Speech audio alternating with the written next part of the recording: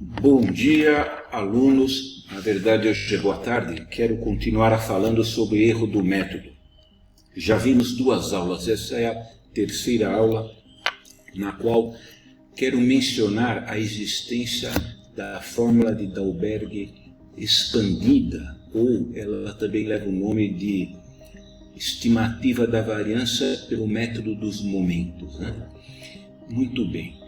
Então, vamos começar com esse exemplo da radiologia. Então, há uma medição pré-tratamento e pós-tratamento. 10 pacientes. Em geral, a fórmula de Dalberg é no mínimo 25, ok? Acima de 25, o ideal. Foram selecionados aleatoriamente e refeita 2 vezes, com intervalo de pelo menos 2 semanas, para evitar o reconhecimento dos pontos de referência. Bom, o erro das medições elas podem ser de medidas lineares ou angulares. É usada a fórmula de Dalberg, que quantifica erro aleatório. Nesse caso, a diferença entre a primeira e a segunda medições, em milímetros por graus, e N é o número de medições duplicadas. Lembrando que o erro Dalberg é o desvio padrão da amostra de duplas determinações, não há uma diferença média. Porém, essa fórmula tem uma fraqueza. Qual é? Que ela só considera erros aleatórios ou casuais, apenas erros aleatórios, né? Bom, mas sempre pode haver uma presença de viés, de erros sistemáticos na medição. Então, a correção, né? Então, a correção, vemos aqui, olha, nessa fórmula aqui. Aqui tem a fórmula de Dalberg conhecida, já explicada, já vista, e temos aqui o método dos momentos que estima a variância, né? Então, esse N aqui poderia ser M modificado da fórmula de Dalberg original ou dos momentos, né? Onde nós temos aqui cada medida da diferença menos a média geral dividido por 2 vezes N menos 1. Muito bem. Então, quero lembrar a vocês que tem o artigo de Anders Kauner, de 2020. Nesse artigo, nós temos a dedução das duas fórmulas muito bem explicada e eu recomendo, né? Então, vocês vejam que a imprecisão é calculada de medidas repetidas pela fórmula de desvio padrão, pela fórmula de Dalberg e pela fórmula expandida de Dalberg, no qual a fórmula de Dalberg não tem erros sistemáticos, apenas erros aleatórios, enquanto que a fórmula expandida ela permite a presença de variação não aleatória entre os resultados, ok? Então, na verdade, a dedução da fórmula está nesse artigo aqui, do mesmo ano de 2020, dos mesmos autores, que é imprecisão da repetibilidade de análise de amostras duplicadas de pacientes e materiais de controle, né? Bom, e aqui tem partes do texto da fórmula de Dalberg definida para medidas sobre verdadeiras condições de repetibilidade sem mudanças sistemáticas, ok? E para reter a repetibilidade primária e de este, ou seja, minimizar a influência de viés ou mudança de medidos, uma correção pode ser aplicada. Então, essa correção já aparece no artigo de 64, porém, esse autor aqui, Springate, em 1998, em 2012, né, ele já apresenta essa forma modificada com esse nome, método de erro dos momentos, tá? Então, o que acontece? Que as fórmulas podem ter resultados idênticos, basta que os erros não aleatórios sejam pequenos, ok? E, em geral, há uma preferência por esse método dos momentos, ok? Vamos agora a um exemplo, onde eu tenho 20 medições, são valores hipotéticos, de coroas dentinárias e larguras mesiodistais desse artigo 2009 que já foi utilizado nos vídeos anteriores, né?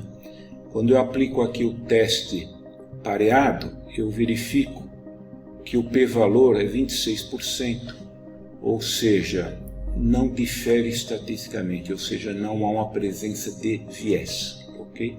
Por meio da fórmula T-Student.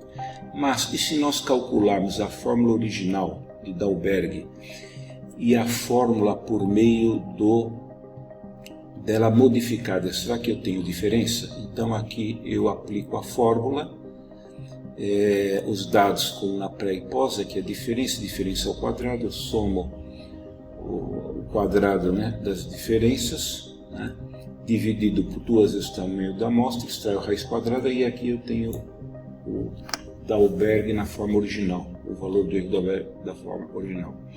Se eu fizer aqui para a forma estendida, eu tenho um valor muito próximo, 0,083. Então vocês vejam que a diferença é 67 para 4,6, ou seja, uma diferença mínima. Então aqui eu tenho uma situação de pré, de pós, diferença média da coluna C3. Aqui o valor da diferença menos a média, tá? Daí eu tenho aqui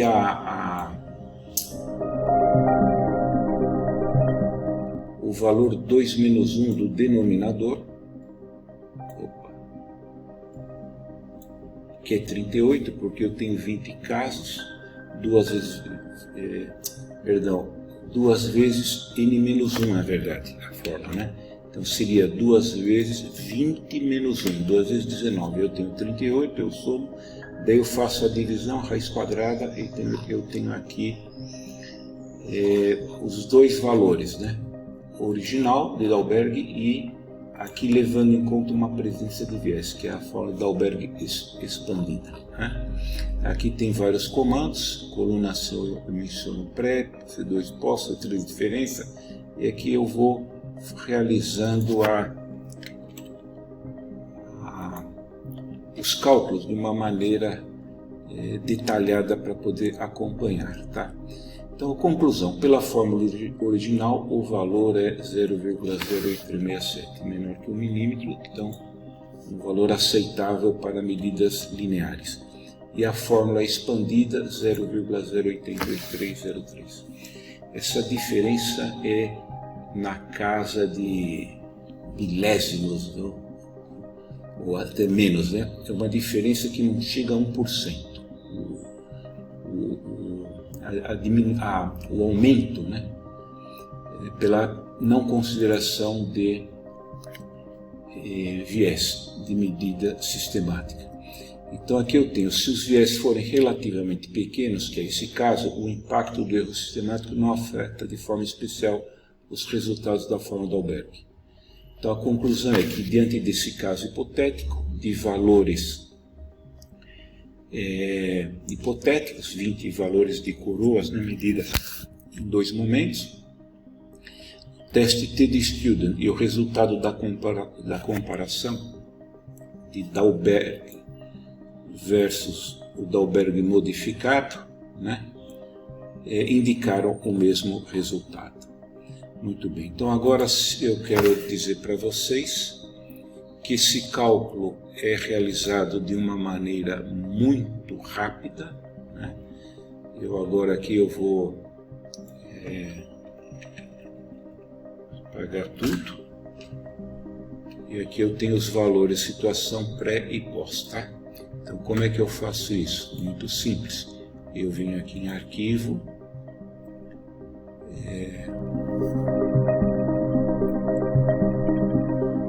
arquivo recente, não,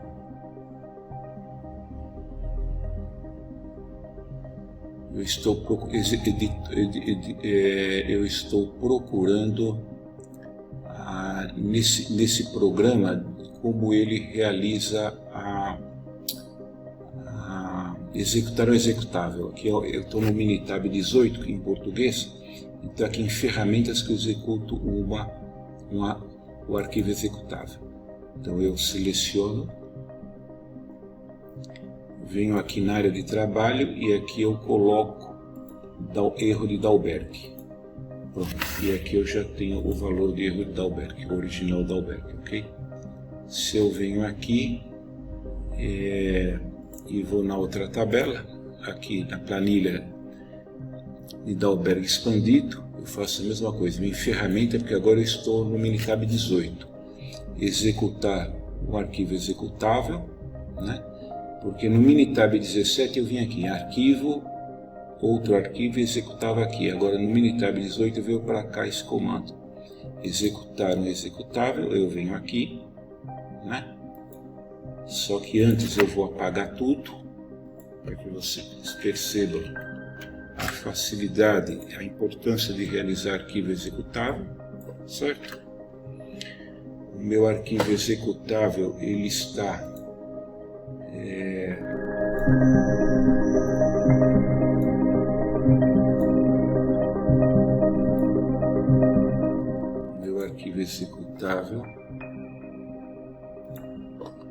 ele está aqui, fórmula do Dalberg executável, aqui no bloco de notas, aqui no bloco de notas eu tenho todos os comandos, né? Então vocês vejam que aqui eu tenho que escrever 2n-1, ok?